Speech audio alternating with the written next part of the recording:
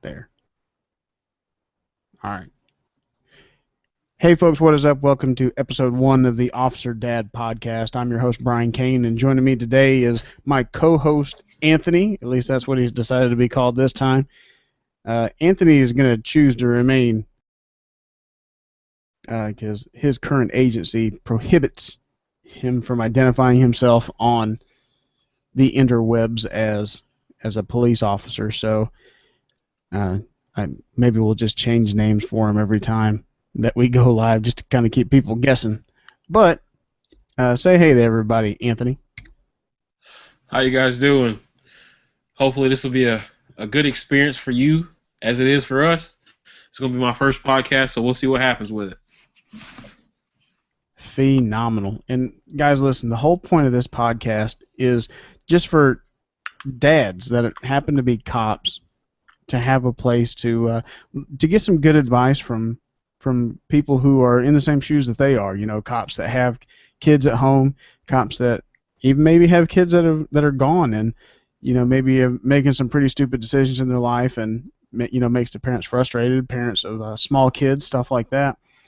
But we know that there's a lot of advice out there that people want to say pertains to police officers, but you know, our jobs are just so different, and there's so many nuances about it that, you know, we have a tendency to kind of screw up our kids sometimes, and that can be bad. That can be very bad, and sometimes the traditional advice out there just doesn't work. But we're going to tackle a couple dad stories or dad issues that we see throughout the week whenever we come on the podcast. And if you have you know, something that you want to add to the story, every week we'll have a special link for the podcast, so you can go in and leave comments on it on iTunes or Stitcher or even on the website. So the link for today's show is going to be officerdad.com/1. Just the number 1. Don't spell it out, none of that stuff. Just the number 1. So Anthony, you brought up a video that I mentioned that I had seen online, and you were showing it to me. It's the video of this kid that's running beside his dad's pickup truck, and the title of it is basically that this guy's making his kid run beside his pickup truck to get him ready for football. But there's a problem. This kid is like 4.5, 5 years old, maybe 6 at the oldest. How about 3.5? There, 3.5 years old. And I give him 3.5. Dad is, well, you know, I was gonna give him 3.5 too, but I figured, you know what, maybe the kid's just a runt or something, man. I don't know. No, he's 3.5. But this kid runs. The video is what, about a minute or so long, a minute and a half long, and this kid's trucking along right about a pretty minute. good. So Dad's probably, I mean, it ain't like, it doesn't appear that Dad has made him run miles and miles and miles, but still, Dad is riding beside him in the pickup truck, and you know, using some rather colorful language, trying to motivate, quote unquote, motivate his son into running. What are your thoughts about it, Jamel or Anthony? Ha! I'll beat that out. you almost put me out there. Almost. But, watching the video, it gives you it gives me a couple different emotions. I can see the kid is out there. Who knows if the kid actually didn't want to be out there? And then on the flip side, who thinks that this dad is really just it's going to be hard for me to put a filter on. But who really thinks this dad is ineffective in his parenting by putting this kid out of the car, making him run, and using this foul language toward this little boy? I couldn't agree more, man. I can see both sides of the coin, but you know that I have a 3.5-year-old at home. There is no way that I would do that. Well, let me say this carefully. Would I do something like that? Probably in a joking kind of way. It doesn't seem that Dad was really concerned about the about what he was teaching his son. He just seemed more concerned about getting his son ready for football. Now, number one, I'd never speak to my child the way that this man speaks to his child, but uh, I mean, on the flip side, we're kind of judging this whole situation based off of minute and a half video of some random person's life. They Right. We don't know the backstory. We don't know if we don't know what's going on with his family. right. So I don't know. Do you think it was a good idea for him to Delusion. put that up?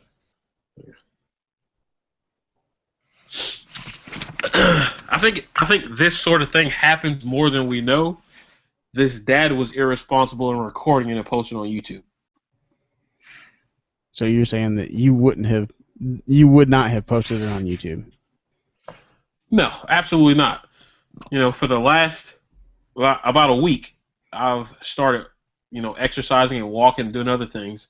And I have a 3.5-year-old. Actually, he'll be 4 in a month. But me, him, and his brother have went on 2 2-mile walks in the last week.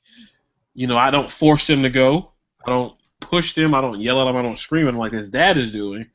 But, at the end of the day, my kids have walked further than this little boy is going in this video.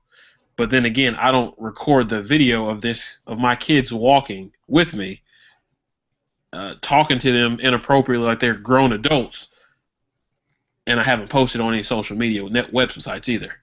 So Yeah. I think Dad went a little bit overboard, but who knows?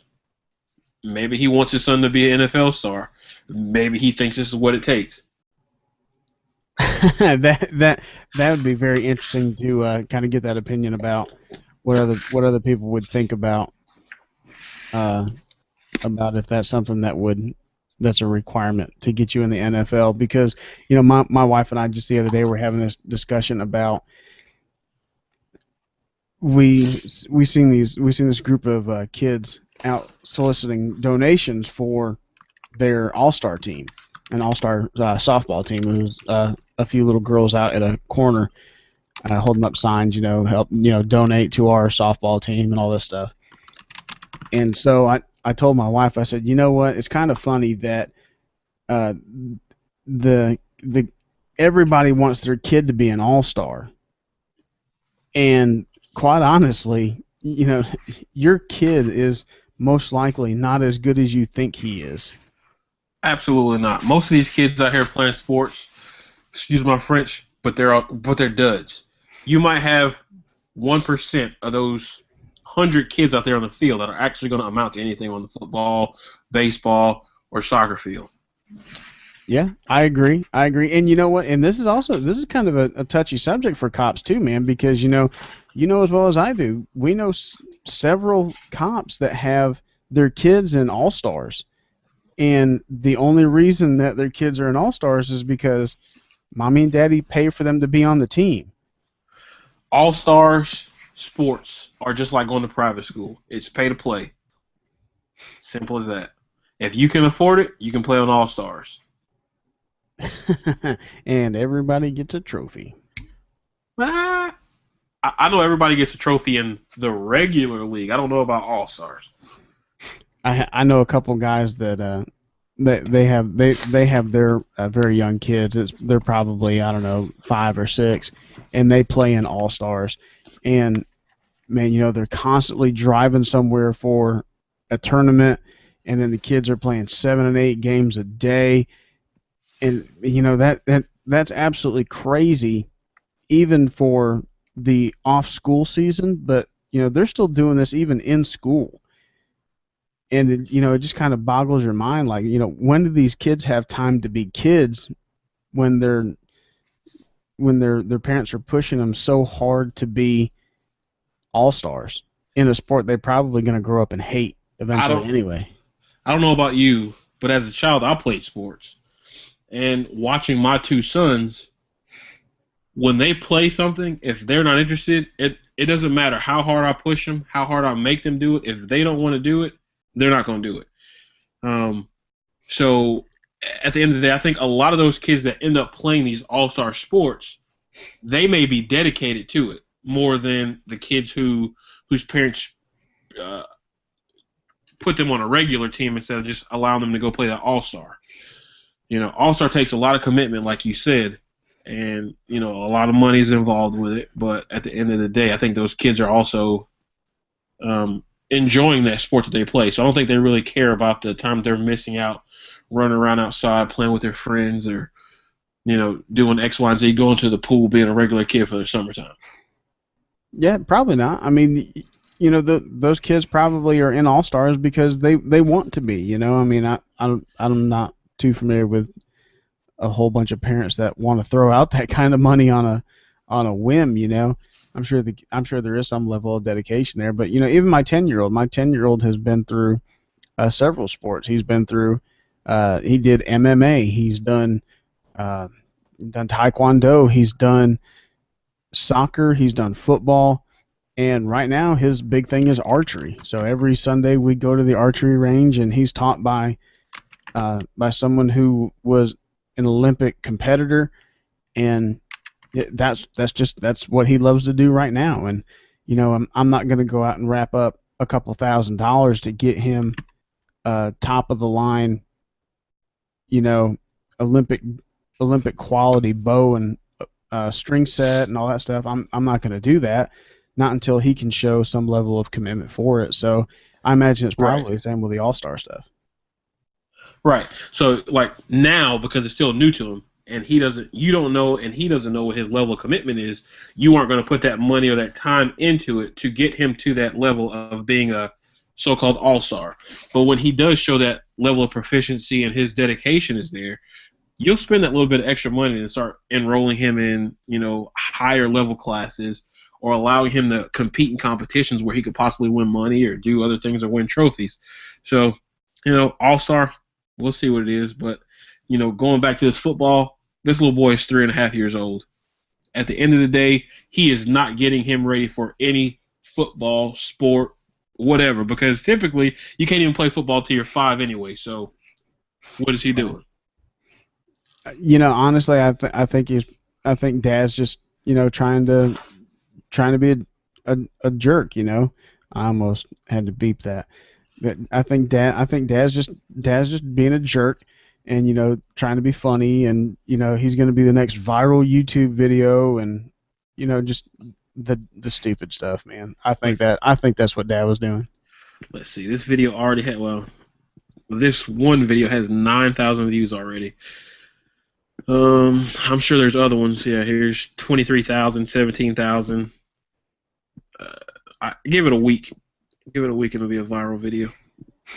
And that's sad too, man. It's like all these kids that go out and do like a school shooting and stuff. They just want the attention, and it kind of sucks that that people are giving this guy the attention for being a jerk to his 3.5-year-old kid. I don't know if this guy was actually looking for attention. I think he made the video, thought it was funny, posted on YouTube, and here we are. Just like most other viral videos, sometimes they're planned, they're intended to become viral, so there's something that, how do you call it? It bleeds or it dies. It makes it great, and it makes a viral video. Yeah. This doesn't bleed or die, but at the same time, it's stupid. This dad did something absolutely stupid. He filmed it, he put it up on the internet, and here we are. We're talking about it, so it's relevant. There's over 50,000 views on this video already, so it is relevant to the internet. Sure. And you know what? In all fairness, this dad, I don't think, did anything that would rise to the level of being criminal. Absolutely not. He's not abusive to the kid or anything like that. I mean, I'd like to smack him in the mouth for using that kind of language in front of his kid, but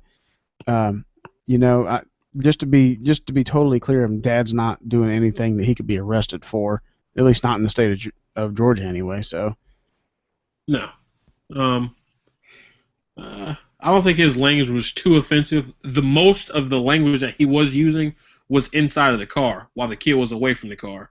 There was a couple times where he yelled out of the window, "Hey, X, Y, and Z. I got my filter on, so I can't say those words today."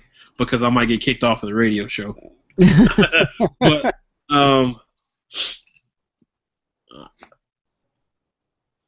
there are words that adults use in regular everyday conversation from time to time, but sometimes shouldn't be used around kids. However, there's also a flip side. I always have a flip side to everything. You don't want your kids to be completely stunned and taken away and blinded by somebody using some of these words sometimes outside of the home.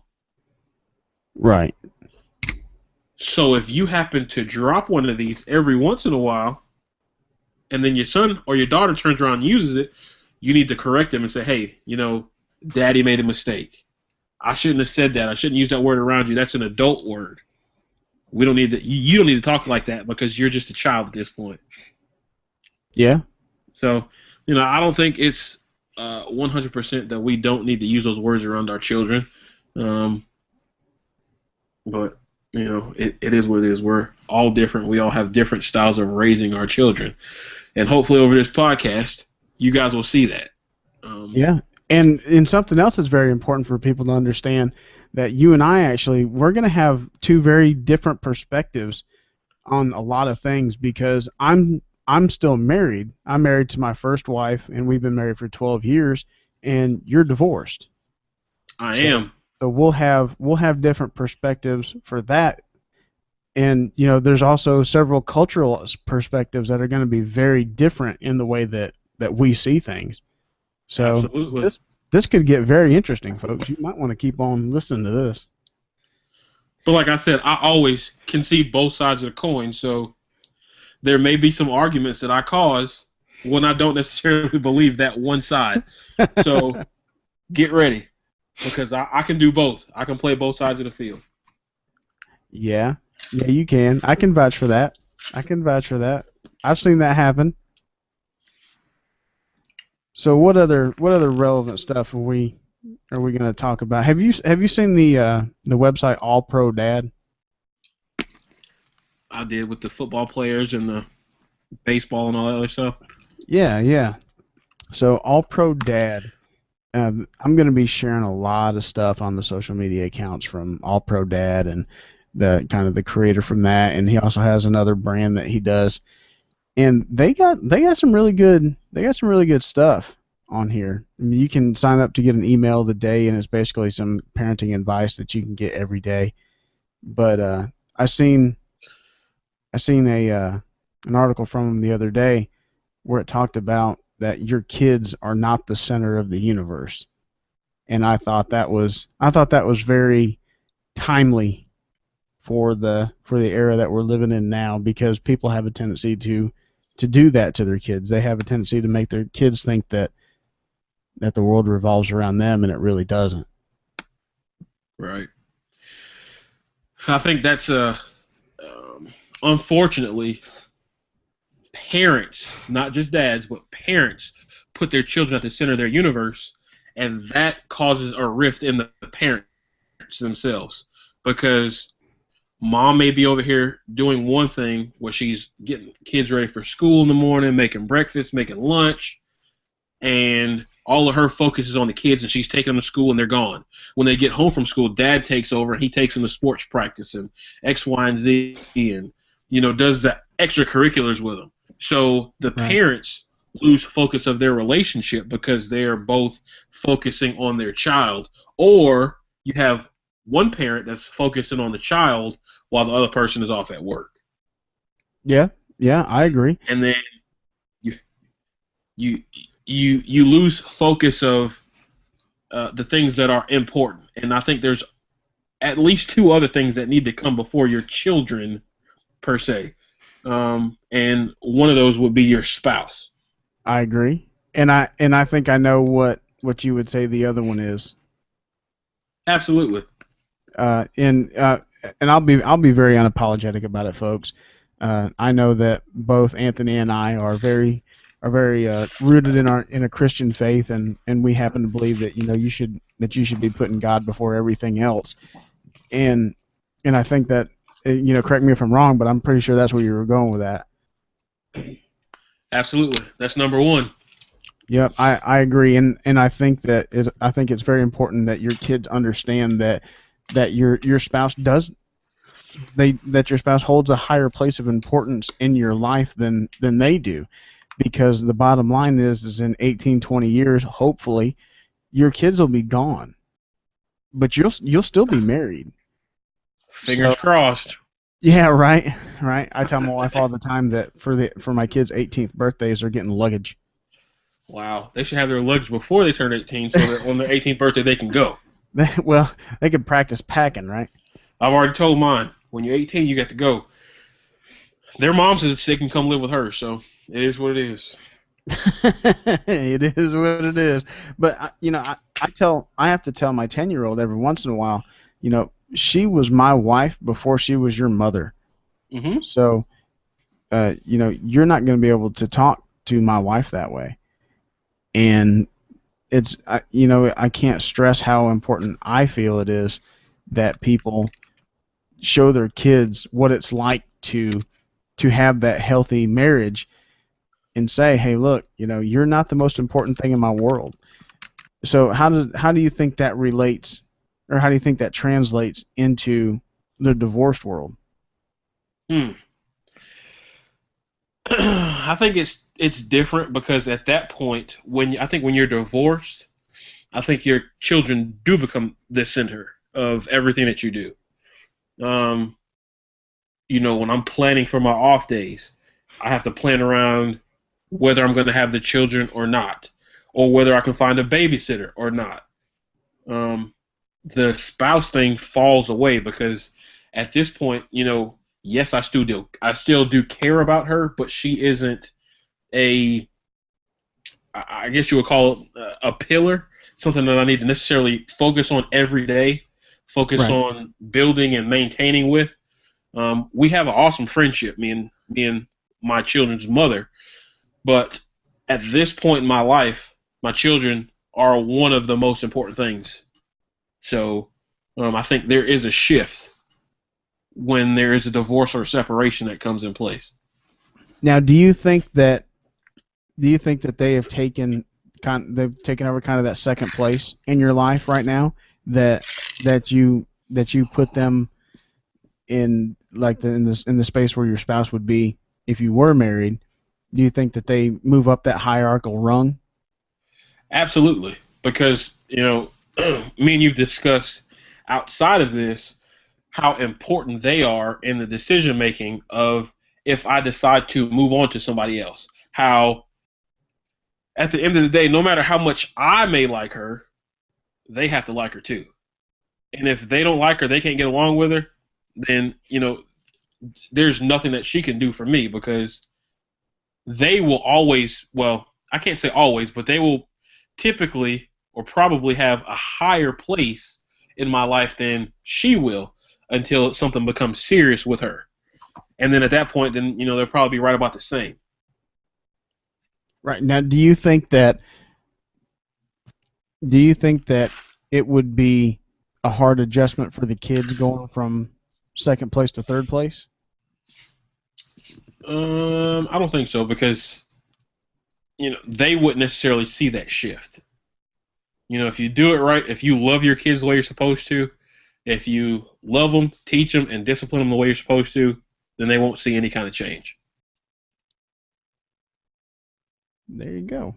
Awesome. You brought up something really, really interesting that we could probably go into another hour of, and that's disciplining your kids. There is, oh my goodness, there's such a lack of that, and in us doing the jobs that we do, we see that all the time.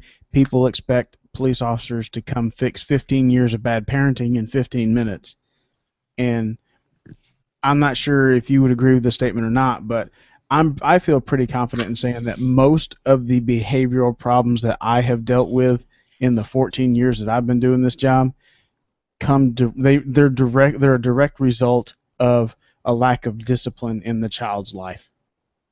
I think a lot of parents well, I can't say these days because I'm a parent of these days, but as a child, okay, this is where I need to put my filter on. I need to make sure my filter is extra tight because the some of these words may come out wrong. But if they do, I guess we can beep them out. I can get it in post. As a child, I was fearful of my mother more than anyone else, because if I got in trouble, it didn't matter what my teacher could do to me. It didn't matter what the principal could do to me. It didn't matter what the police could do to me. It was what I had to deal with when I got home. The kids these days are more concerned about, what their friends are going to think about whatever happened to them. Parents these days, they want to be their friend.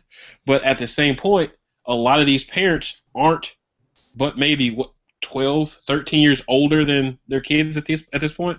Right. So a lot of them were that rebellious teenager that went out and may have made some poor decisions and had children young, and they don't know how to parent because they just don't want their kids to be rebellious like they were when they were children. Right, right. I've heard parents say, when I was 16, I used to sneak out all the time. I don't want my kids to have to sneak out. If they want to go somewhere, they need to just tell me they want to go somewhere and I'll let them go. What? Yeah. Excuse me?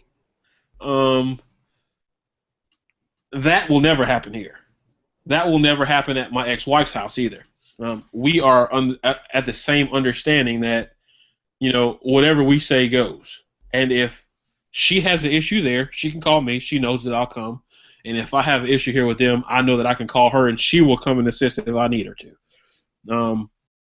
But all of this neck rolling and eye popping and all that foolishness these kids are doing these days, woo! Makes you wish you were the parent.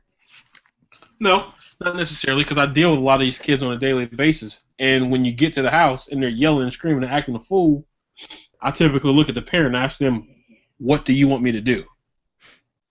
Oh, man, I'd say that question all the time because I think that is such a powerful question to ask the parents because it gets them thinking. What do you want me to do? Right. You tell me what you want me to do, and as long as I can legally do it, I'll do it. But you need to be the one that makes a decision about what happens. Right, because you may jump in there and start treating them like an adult when you first get there, and you may offend these parents who just called you because they can't control their kid. I can't. Yeah. Oh, yeah. I can't stand it when I've backed other agencies up, and just standing by watching, and this officer will basically treat a 14, 15, 16-year-old just like a grown adult. No, they're not. They're not, but they think they are. So when you encounter that 16-year-old and he's yelling and cussing and screaming and acting a fool, and like I said, that officer escalated to the point of he may have used, one or two expletives while he was talking to the kid, and then the parent flips and says, "You're not going to talk to my kid that way." Okay, so now it blows my mind that parents can call with the intent of us changing the situation, but it's okay for their children to continue to do what they're doing and disrespect the people who were called to help the parent. But if one or two bad words, with the air quotes, one or two bad words comes out from a law enforcement officer, the parents want to get sad and mad and upset and want to make complaints because the officer was unfair, unprofessional to their children. Right, and I find that so frustrating that what I've started doing now is I've actually told kids, sit down on the couch and shut your mouth and I'll be right back, and I'll talk to the parents and say, look, how do you want to handle this? Do you want me to go in there and play the drill instructor part and just make them hate my gut so I don't ever come back, or you want me to figure out what's going on, or how do you want to play this? And most of the time parents will just come right out and say it, that I want you to change their attitude. Well, I can temporarily do that, but when I leave, their attitude's going to go right back to the way that it was. Exactly.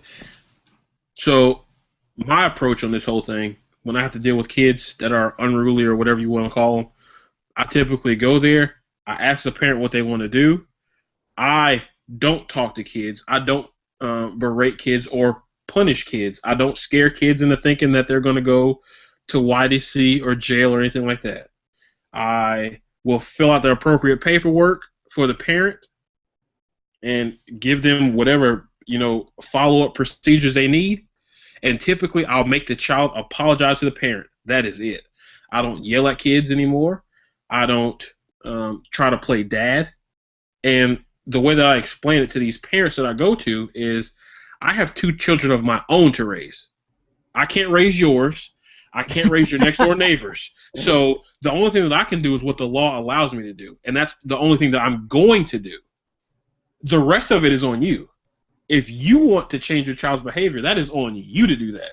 I can give you a court date where you and your child have to go stand before a judge, but I can't be here with you 24/7. I can't be this ominous feature that's standing in your house. Sure, you can for the right price. At 6'2", I can't stand in your house all the time and be that fear statue standing in the corner. And at the same time, I don't want to be that for kids. I want kids to be able to feel like they can call me if they need me. Right. I agree. That kind of harkens back to the whole thing where you're walking into a grocery store or something, and a parent tells their kids, you better start acting right, or that policeman will take you to jail. I've gotten to the point now where I actually will go and tell the kid, honey, that's not true. We don't take little kids like you to jail. We want you to come to us if you need our help and not be afraid of us. And usually that puts quite the embarrassment on the parents, and maybe will generate a complaint or two every once in a while, but seems to do the job. I had a parent come up to me while I was getting a drink at a local gas station. She walked up behind me and said, "Hey, I'm coming up on your side." And I'm like, okay. There's like a whole bank of drink machines. So I'm like, all right, not thinking much of it.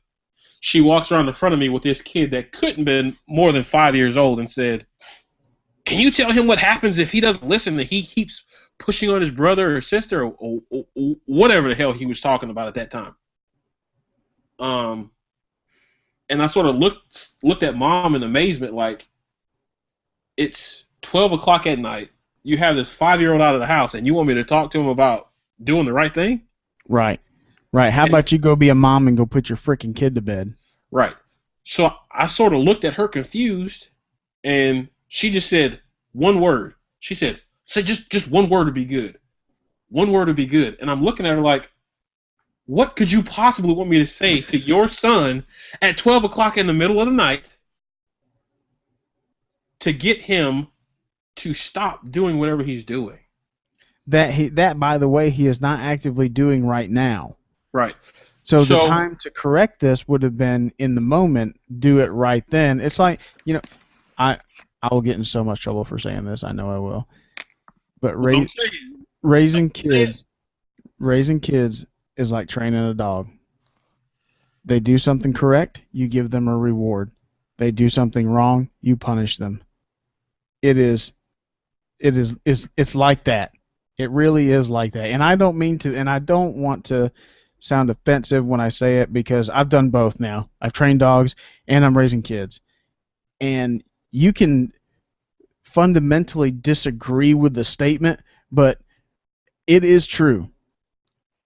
When my kids do something that they're supposed to do, they get rewarded positively. When they do something that they're not supposed to do, they get punished. It's the same way with training a dog to find drugs or to attack people. It's the exact same thing. I don't think we call it attacking people. I think we call it apprehending. In our business, at least. But in the Marine Corps, that wasn't it. That wasn't it. No, it ain't like that in the Marine Corps. No, what's your dog trained to do? Smell drugs or find bombs and attack. That's it. As a matter of fact, we called it attack work. See, that's why I don't handle a dog in civilian policing. Different, man. That could be dangerous for you. It's very different. I couldn't do it. I couldn't do it. I think you could. No way. I don't have the patience for it anymore. I've already got 2 kids. I don't need a little fuzzy one at home. That's what I was about to say. If you already raising two, then you know No thanks. what makes it. Well, hell, you have more than two. You got a whole bunch of little furry ones outside with 2 legs. That is true. That is true. Well, they're not furry. They're feathery. Whatever, same thing. Fur, feather, it's all the same. And they'll lay eggs eventually. Exactly. Man, I can't wait. Can't wait to have a nice fresh egg. So what Anthony is talking about is I started with 3 chickens in a coop outside of my home, and then another officer that I work with brought in his chicken because his girlfriend's son wasn't taking care of it, knew that I had chickens, and I told him I'd take it. So I now have 4 feathered friends that live in a chicken coop outside of my home that, as a matter of fact, I just filled up their automatic feeder and water today. Hmm. When are you going to get chickens? Never. I live in a subdivision, buddy. So? No. You could be like that guy, like dude that painted his house the American flag. Where's that at? You didn't hear about that? No. So this guy, there was. Now you will remember this in the agency in which you work. There was a gentleman that got in trouble inside one of the subdivisions for erecting a flagpole. You Right. remember this? Right.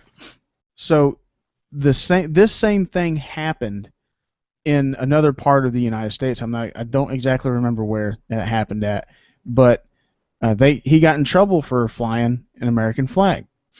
The homeowners association said that it was against the rules. So he took down his flagpole and painted his whole house stars and bars.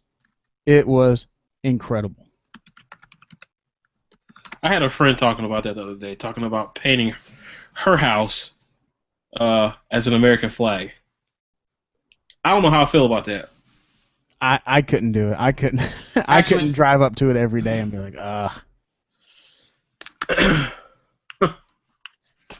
I do know how I feel about it, and I can't say it on here. Well, harkening back to my Marine Corps days, I hold the flag in a much kind of higher regard than I think 90% of everybody else does. Like you'll never see me wearing it as an article of clothing. You'll never see like me wearing a shirt that's decorated like it or a hat decorated like it. I can't bring myself to do that because that flag is so much more than a shirt to me that I just can't bring myself to wear it as an article of clothing. So no 4th of July Old Navy shirts for you? Nope. To be quite honest, I think it's very disrespectful to wear it like that. I really do. Huh. But that's just the Marine Corps stuff coming out of me. I almost went to Old Navy today and bought 2 of them for the kids. Well, now you know better. It's like G.I. Joe, man. No one's half the battle. Oh, so man. What other good internet dad stuff is floating around out there? Let's take a look. Let's take a gander. Let's take a look. Oh, and we'll go ahead and address the big elephant that's out there right now. Let's talk about this Georgia couple who lost their child in this in the car overheating incident here. I won't say it's an accident because it's looking more and more like it's not. But let's talk about that, man. What are your feelings about that? Well, my feelings are I want to still wait and see what all the evidence is before I make a true determination whether it is an accident or not.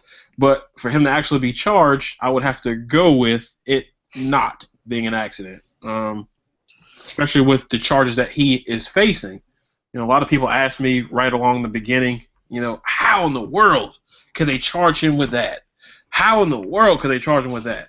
Then there was those online petitions going around, everybody signing it, saying that, that this is a poor dad, leave him alone. He made a bad mistake or whatever it may be, and then some of the evidence comes out, and then miraculously those petitions go away.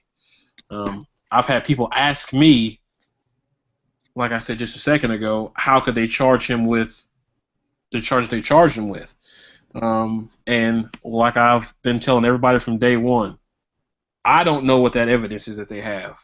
But if they charged him with the crime that they charged him with, then they had to have evidence, or at least probable cause, to believe that he did meet the elements of that crime to charge him with it. And it ain't just like the police just willy-nilly charged him either. They had enough probable cause to take it before a judge, and the judge also said, "Yep, sounds good to me."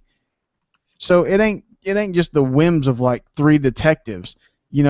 That's what infuriates me about, police1.com is the absolute freaking worst to do this, but they'll put out some controversial video and then say at the last end of the post, well, add your thoughts. What do you think? Yeah. What's the point? Don't do that. What's that law enforcement expert with the glasses and the goatee? Don, I think his name is, that does those roll call videos. Oh, that's JD Buck Savage, man. Or whatever the hell his name is. You need to go YouTube the old Buck Savage videos. There's a reason why they got him doing that, man. Is that really him? Yeah, that's really him. Okay, well I didn't know that. But anyway, that was him like back in the 70s and stuff. So this law enforcement expert with these roll call minutes or roll call trainings or whatever he calls them, sometimes they drive me absolutely insane. Because what he's doing is something that we are all taught not to do, which is armchair quarterback. Armchair quarterbacking. Yep. So all day long. we get these videos of these cops. I don't know. Let's say, the last one I saw the other day was there was a police chase coming down the road, and it jumps to an in-car video, and this one single patrol car is coming up the interstate, coming up down the side road, and then you see a SUV ram into the side of a police car and then back up. And from that point, there's officers jump out of the car and they end up shooting into the car. Yeah, I did see that. And then he shows it, and then he asks like 5 questions. What would you do? How would you change anything different? What do you think about X, Y, and Z? Leave your comments. I can't stand that. No, you don't get to leave your comments. Because guess what? The people that are the ones that made that decision, they made the decision that was right for them at the time, given the circumstance that they had. Yeah, I don't think that, and this is probably very closed-minded and very, blue line kind of stuff to say, but sometimes, the general public shouldn't get to comment on things until they're completely done, because people show themselves over and over and over again that they're not capable of waiting until all the facts are done. They want to make a snap decision, and then when things prove to not go their direction, you never hear them come out and say, "Wow, man, I really screwed that up." Of course not. Oh, I was wrong. I'm sorry. Right. You never hear that. No. So it really irritates the snot out of me to hear, leave your comments below. No, you shouldn't be leaving your comments below. Keep your opinion to yourself until everything is adjudicated. Now, you want to go give your opinion about the O.J. Simpson trial? Great. Go give your opinion about the O.J. Simpson trial. It's done and over with. That's right. Wait till it's all done and over with, and don't be throwing out ignorance to something that you can't speak to because you were nowhere near involved. There's something that seems to be trending now on Facebook and Twitter and all these other different social media sites, but people attacking law enforcement officers, whether they are involved in a serious situation or even officers that have been killed in the line of duty here lately. People are, absolutely crazy. They're making comments, that are totally insensitive to these people's families, Mm-hmm. to the souls of these officers that have lost their lives, or these officers that are battling, through the judicial system because something has happened in their job, or they made a decision to do a certain thing in their job, and now they're facing charges for it. I think those people, if we could do it, if we could possibly get every last one of these people that write some of these horrible comments about law enforcement officers, if we could compile a list, like a do not call list, and when they call 911, if we don't have to go to their house, that'd be great. But just as well as I do, we can't do that. Right, yeah. And see, here's the thing. I think that, and I've said it before in public forums, so I don't mind saying it again. I think that social media, Facebook, Twitter, all that kind of stuff, I think it gives voice to people that probably shouldn't have one. I agree. And but I think that the general rule should be that if you wouldn't say it to someone else's face, then don't say it. Because let me tell you, if I'm sitting at the funeral and you want to come up and you want to start spouting off about, one less cop in the world, you're going to be sucking teeth. Sucking teeth. That's right. As in, like, you going to knock them down somebody's throat? Dang Skippy. Huh. They're gonna go take a dump later and think they swallow some dentures. Hell, that's I'm telling you, people really need to, and hey, cops are just as bad as everybody else about saying something stupid on Facebook. But the difference is when we do it, we lose our job. Yeah, absolutely. And you know what? We probably should, in all honesty. I don't think so, because there was a time when I wasn't at a level or at a position where I am now, and I didn't see things the same exact way that I did now. Just as probably everybody in law enforcement, when you first start, it's like the world is against you. Why can't we chase? Why can't we do this? Why can't we do that? So at that point, I was still a little wild, and I still said exactly what was on my mind whenever it was on my mind. Now, I still say what's on my mind whenever it's on my mind, but I have a little filter process that I run it through sometimes. Sometimes I leave my filter at home, like everybody does. I think I've been doing pretty good with my filter today. I screwed it on pretty tight, so as to not say some of those expletives that we talked about earlier. I think I'm getting off topic, but I forgot what we were talking about just a second ago. We were talking about cops saying stupid stuff on social media. Okay, there it is. I had a talk with a. It wasn't really a talk. It was like one of those. Hey, this is a me to you talk, not a superior to subordinate talk. Right. A little window-to-window counseling session. Right. That was some of that informal as you're walking up to a house. Hey, you need to watch some of the stuff you put on Facebook. Oh, okay. Mm-hmm. And since that moment, typically if I post something on Facebook, I'll type it, I'll walk away from it, I'll look at it again before I hit post. And that will save you every time. Just like sending those emails. People send emails when they read one, they get one, and they respond right back in all capital letters. AKA dancing on their keyboard and yelling. You sometimes you just gotta walk away from that stuff, and it'll give you a better outlook on whatever you're gonna post. A lot of cops get in trouble because they post prematurely or foolishly, or like we were talking about, give their comment about something that they have no business commenting on.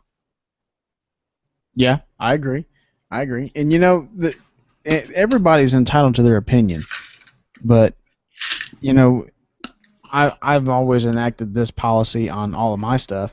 You're entitled to your opinion, but that doesn't mean I have to let you post it. Well, you can post it all day long, but you don't have to force feed it to me. Right. Yeah, because I'm going to delete it. If I don't like it, I'm going to delete it. That's just the bottom line. Mm-hmm. Especially if you know you're speaking out of ignorance. Hey, look, sorry, it's gone. You were speaking out of ignorance. You had no idea what you were talking about, and so you should be thanking me from saving you from looking like a fool. Imagine that. Imagine that. Well, we're coming up pretty close on our time, so we're going to go ahead and call it quits for today. But keep your ears open, folks. I'm not sure what kind of regularity we're going to be having people on the show, but hopefully Anthony will continue to be a regular contributor to the blog, and because I think he brings a very unique perspective to things. So thank you so much for listening, and again, you can get a copy of the notes from everything that we talked about today and all the videos that we talked about over at officerdad.com/1, the number 1. Thanks so much for listening in, and we'll see you guys next time. See you guys.